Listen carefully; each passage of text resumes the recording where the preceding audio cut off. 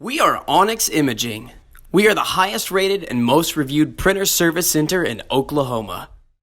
Hi, my name is John with Onyx Imaging. Today we're going to take a look at this Brother MFC L3770 printer, and we're going to show you how to replace and reset your drums. So, very simple process. First thing you want to do is, especially if you've been getting a low drum or replace drum warning, is to take note of whichever color drums it's telling you to replace, whether it be one or multiple. It's always handy to know before you start anything which ones need to be done. So now once you know what drums need to be replaced, you don't need to turn the printer off or anything.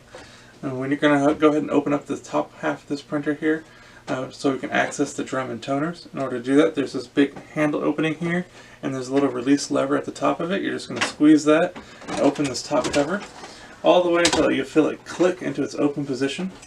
Once you do that, you can see all four of your toners and drums right here on top. So in our case, it's actually going to be our black cartridge, our black drum rather, that needs to be replaced. So we're just going to remove our black toner and drum. The first thing I need to do is, once I have this removed, is to remove the toner from the drum and separate the two. So at the very front of this drum cartridge, you're going to see this little green lever. You're going to push down on that. And then once you push it all the way down, you'll see the toner cartridge move. You'll be able to pick it up, rotate it out of the drum, and you can set that on a clean, dry, flat surface. And now here we have our old drum. So once you have your new drum unpacked and ready to use, you're simply going to take it, take your toner. Now we have to reinstall our toner into the new drum. So you're going to take, I'll turn this so you can see it a little bit better. You're going to take the drum at an angle. You're going to seat the front half first. You'll feel it kind of slide in there, and you're just going to rotate the back half down until you feel it click all the way down into place.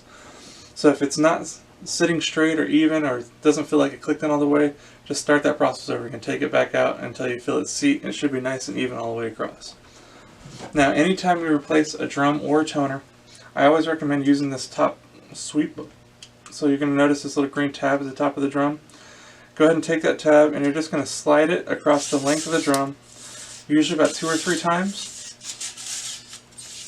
And the most important thing is to make sure that this is always docked where it's supposed to be, off to the side.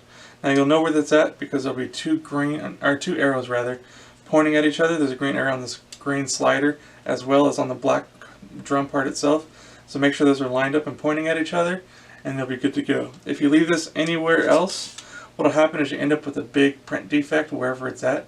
So very important to make sure that that's docked all the way off to the side where it belongs. Once you're done with that, now we can go ahead and reinstall the drum and toner back into the printer. So we're just going to slide that back in. And then now you're going to repeat that process for any and all other drums that need to be replaced. Once you're done, then we can go ahead and we're going to again squeeze this little tab up the top, close the top half of the printer, make sure it clicks all the way down. Now the printer will take a second to initialize, and then once it does, then we'll go ahead and reset that drum. Okay, so now our printer's come back to its ready state, so now we can go ahead and reset that drum that we replaced. In order to do that, at the very bottom right hand corner of your screen here, you're going to see a little button that has the toner level for all 4 of your toner cartridges. You're going to push, or touch rather, and hold that button for about 5 seconds. And you'll see a reset menu will pop up on the screen. So because we replaced the drum, we're going to go ahead and touch the drum button after that. Now you're going to go down and you're going to find whichever color drum you replaced.